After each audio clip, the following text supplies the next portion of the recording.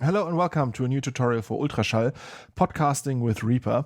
And today I want to show you how you can edit a double ender, how you can put two recordings together that were done on remote locations locally on each side. And often you can run into problems when you do this kind of setup, and I want to show you how to fix them with Ultraschall. So I have prepared a sample project here. This is a real recording. If we look at it, it's like just over 3 hours, almost 3.5 hours long. So quite a long recording done with me locally and two friends who were joining remotely using Studio Link.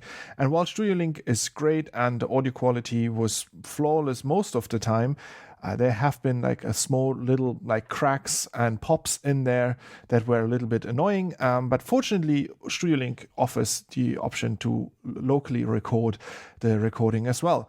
And you simply press a button there, and then in the end, my friends gave me their local file. And this is what we're going to use now to replace the recording that we have. I'm just going to drop in my files from my Finder as separate tracks, and I'm going to put my own local recording, and we're going to call this local recording, and we're going to call the one below remote recording. Doing the same here. And now we can start our workflow. So what we're going to use is the Ultraschall double ender workflow. You find it in the podcast menu under workflows, and then there's double ender. And it's called experimental for a couple of reasons that you will see in just a bit when I go through it. So first, we want to move the remote track underneath our local track. This is what we just did. Now we're going to take the channel mode mono left. So we're going to select our item and take channel mode mono left because it's saved as a stereo recording, but it's a mono recording from a single microphone with two mono tracks on each of the stereo tracks. So to make it simpler, we're just going to use one channel, the left channel in this case, and treat that as our mono channel. So I'm going to do that here. I'm also going to do that below that, although today we're only going to look at the recording from my friend Franz. So now we align these approximately by hand. And there's a nice peak here that we can use. So I'm just usually just going to put my play cursor there as a reference and then match these up. In a perfect world, what we would do is we would find like a good place to match these up, or maybe like use this here further up front, and then we're going to jump towards the end. And in a perfect world, they would just align. But often they don't, because there's clock speeds involved. So each recording device has its own clock to set the time. And these timings can be slightly off, or most of the time they're slightly off. You actually have to buy very expensive equipment to make sure that they're not slightly off. And most like podcasters don't have that kind of equipment. And so now we're seeing that these are slightly running out of sync. If we have just a clock speed problem, then we can just stretch one item and using the other as a reference. Because if we assume that this is just like a linear difference that they run out of sync, then we can just do a linear stretch, make one item slightly longer, not to the point that you can actually hear a difference, but to the point that these two align. And then we're done. So let's try that. This is something I always try first because sometimes it works. So I'm just going to stretch this a little bit, and you see the rate that I'm stretching this is 0.99986. So tiny fraction of a percent that we're going to change the speed here. So absolutely unnoticeable by the human ear. And now we have the start aligned before. We have the end aligned now. So that should be good, right? But now if we look through our recording, we're seeing that sometimes these don't match up. We actually have quite a significant difference between this peak here and this peak here. A couple of seconds difference. So that means now that whenever Franz starts to speak, he's out of sync with the rest of us. So he might come a little bit too late, which is fine, like small gaps we can easily cut out there. But very often he might come too early, and then it sounds like he's constantly interrupting us when this is just like a technical glitch, and he wasn't actually an impolite guest on the show. So how can we fix this? Because a simple stretch won't do this. So there's the workflow, the double ender workflow in Ultraschall that is exactly made for this kind of issue. So we're going to undo our little stretch here until our file is again out of sync in this way.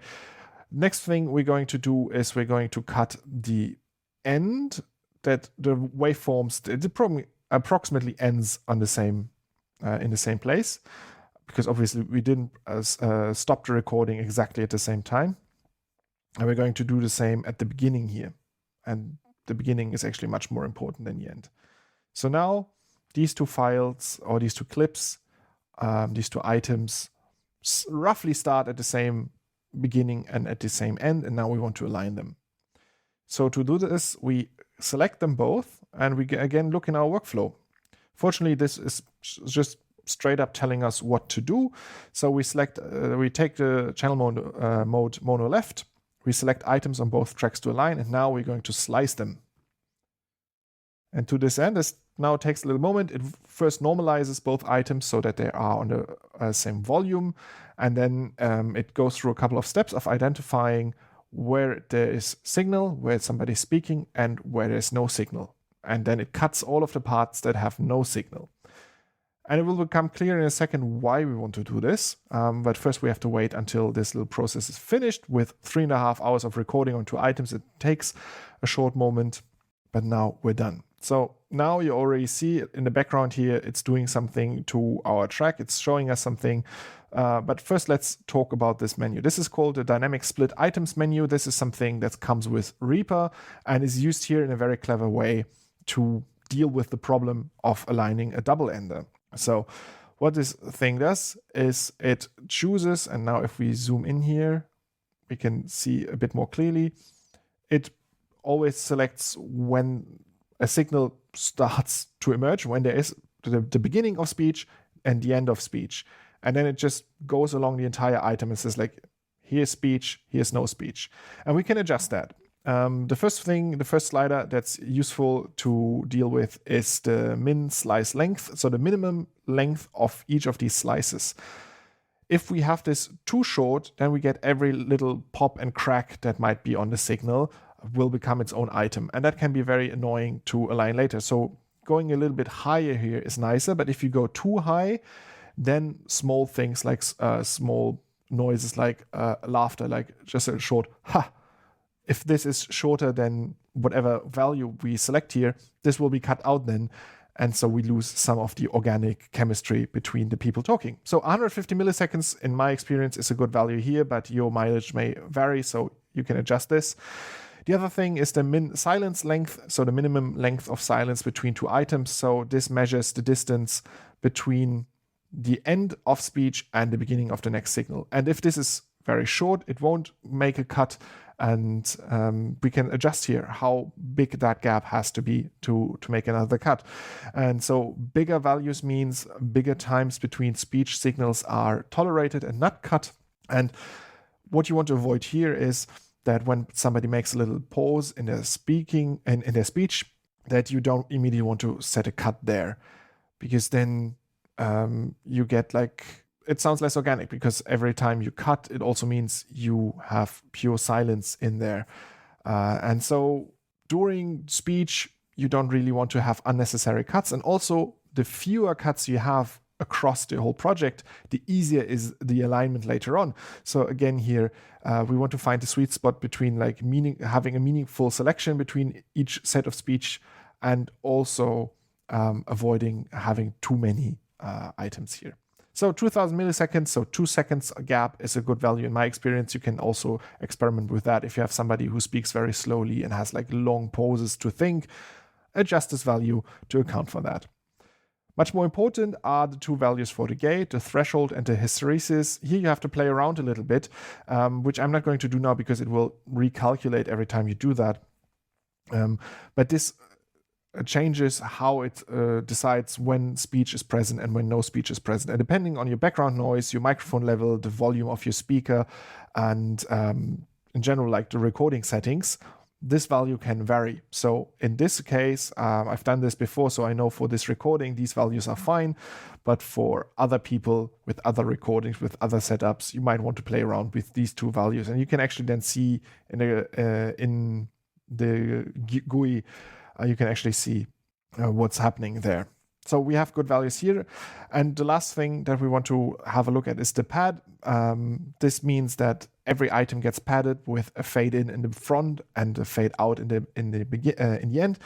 And this allows us to pad things like here when you see the cut is very tight, very close to the actual beginning of the speech, and we don't want to have like a hard cut in there because you can sometimes hear that, and that's really weird and off. So by adding half a second of fade in and half a second of fade out, we're easing all of these cuts and making it pretty much unnoticeable that something happened there. So now we can press the split item, and you see what happened. It created a cut and added a little trailing fade in and fade out.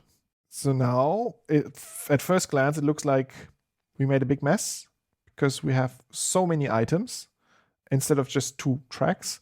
But now we can actually align all of these items. And before we do that, I want you to understand what the software is actually doing. So we have now individual items, technically the same recording, just recorded on 2 different machines, but the same recording treated with the same settings. So in theory, we should have the same number of items now on both tracks. And now the software goes through each item and just says the first item on the bottom track should be aligned to the first item on the top track, and the second to the second item, and the third to the third, and the fourth to the fourth, and so on, going through all of them. This is like roughly 300 items, going through all of them and aligning each one by one with the other.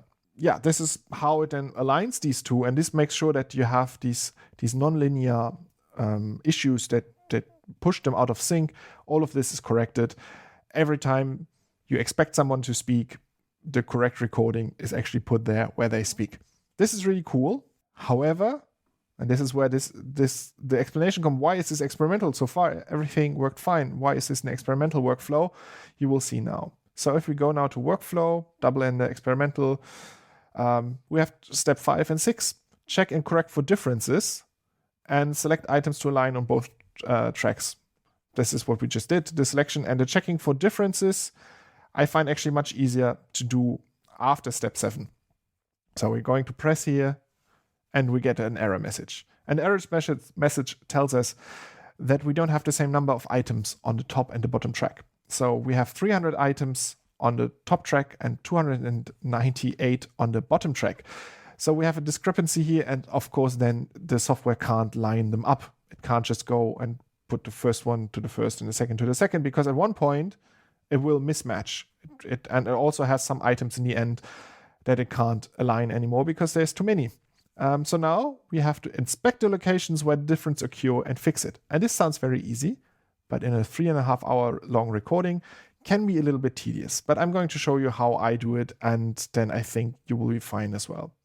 So first, what we want to do is that I select now just a part of it, because we can also just align things in steps. We just have to make sure that we end on the same corresponding item with our selection, and then we're just going to try again. And it tells us, oh, there's something here already wrong in that section. So we narrow down where the issues are. So in this, we have on the top track, we have one item too many. And now we have to go in here. Of course, we can narrow it down further if we wanted to. If 130 sounds like too many to account for, we're just going to select those. And we know, okay, now the issue seems to be already in that section. So it's good. We don't have to look at the other end here. We just look here. And now it's something where you have to have a little bit of practice of spotting these mistakes. But here we have it. That was quick. So we see we have on the top track 2 items, on the bottom track only 1 item. And the fix for that is simple. We delete 1 item, and just for the sake of consistency, I'm extending this, but it's technically not necessary because the software aligns the beginnings, the starting points of each of these items. It doesn't actually care how long these are. So they can be of different length as long as they start at the same spot in the beginning. And now we can do our thing again. We're going to select this section here, workflow, align, selected items, and now we have success. 93 items have been aligned, and it's worthwhile to look into, have a quick glance if it makes sense. So if you see anything that's completely out of alignment, because of course when you have like one mistake on the top track and another mistake on the bottom track at different spots, and in the end the total number of items is identical, but they are not the same, then you will get some sort of like weird mix-up of items. But you can quickly spot this because then stuff is really out of alignment. It's very easy to spot. So we're going to use the next section. We're going until here. And success. And then let's just go until here. And you see, like you step by step, you work your way through your recording until you find a mistake, like here. And then you again go in there with a keen eye and try to spot the difference between these two. And there's something here. In these cases where something was decided to be silence in one track and not on the other, what I do is I just like single out the one that has the signal and I listen to it. Mm-hmm. And in my opinion, this is not something that needs to be kept, so I can just delete this. And now we can align again. And now, as you see, like I forgot where I was, but it's not a problem because I can't over-align things. I can't do the alignment too often. So I'm just going to select everything to the start, because then I know that I will find the right thing, like align everything that needs to be aligned. And again, success, 204 items.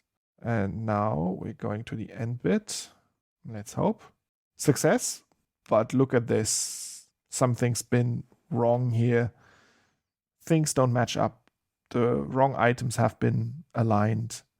This is not what it should look like.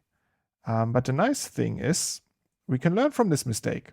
First of all, we can simply undo this and do it again, but we can see until here everything's fine, and here something's wrong. So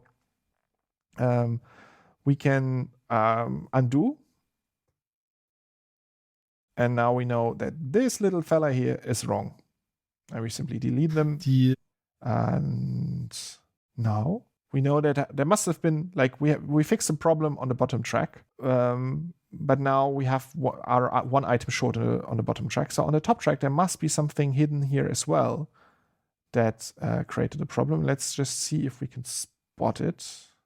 Here. Again, a small discrepancy between the decision-making of the algorithm between the top and bottom track. So we're just going to stretch this out here. And now, with a bit of luck, let's go until here, just to be sure that we get all of the things that we want to align. Align. And now we can go in there, and it seems like we have everything where it's supposed to be. I always check the end because errors accumulate towards the end of the alignment. And now we should be good. It's worthwhile to sometimes have a closer look, but now you can pretty much only do spot checks unless you want to go manually through everything. And in my experience, it was almost always absolutely fine. You can see like how well these two are aligned. Like even if you go down to the waveform, these two tracks are perfectly aligned. So that's really good. But sometimes when, as you could see, sometimes the dynamic split items makes different decisions, like here, for example. And if then the beginnings are decided differently, then you get like within the item small shifts. But it doesn't seem like we had any major issue here. So now we are at step 8, check for errors. And we can't find any errors right now, so that's really good. And now we have step 9, which is optional. But we're going to do this is we're going to select all our items, and then we're going to go into our workflow menu and select glue selected items. You could also go to items and then glue items if you want to have the faster access, but in a workflow, it's nice and tidy. So we're just going to glue these items, and this again takes a little moment, and it will stitch all of these little individual items back together into one long item. That is much easier to handle than in the editing. Completely optional. You can totally edit with these small items, but you have a higher risk that you accidentally bump something and push it out of sync again. So we're just going to glue everything, and voila, we have one single item that's perfectly aligned to the signals on the top track. Now you just mute the top track. You can delete it now because you don't really need it anymore. I like to keep it around for reference. So when I do the actual edit of the episode, so going in there and chopping it up the way I need to do, I still have a reference. So if I realize at one point much later something went wrong with the alignment, I can go back to my reference and fix it. So that's why I keep it around. But you don't really need it anymore if everything worked right up until this point. So that's it. That's how you do the alignment of a double ender when it gets a little bit tricky. I find this is a very clever solution. It has a couple of things that you have to be careful about. You have to know how the software works so you can sort of anticipate mistakes that can happen and then fix them. So this is not something I would recommend to everyone to do all the time. I would only do this when it's necessary, when I can tell that my tracks are so out of sync that I can't simply fix them with a stretch, and also the recording is so long that I can't manually fix it. So if I do, for example, a 30-minute interview and I only have like a couple of long answers from my guest, it's often much easier and neater to just quickly go through it by hand and push them to where they have to be. And then you can also, like, at the same time edit out like small gaps in the back and forth of a dialogue. But if I have something this long, or if I have multiple speakers, it becomes very tedious. This method is much quicker. I mean, we now spent, with explanations, around 20 minutes on this. I haven't looked at my recording time, but I assume this is around the time that we're at. So it's fairly quick. It's much quicker than doing it by hand. So that's it. The next steps in this project would be to do the mastering. I have a video for the mastering and the editing on my channel. You can check those out as well. And that's it. Thank you for watching. If you like this video, like it, subscribe to this channel. Now the Christmas season is coming up, and if you want to do me a little favor, I have some affiliate links linked in my video descriptions for podcast equipment that I personally like and recommend. Check this out, and if you want to buy something for this Christmas, maybe buy it through my affiliate link, then I get a small share, but only if you want to. Anyway, thank you for listening and watching this and learning about podcasting with Reaper. Goodbye.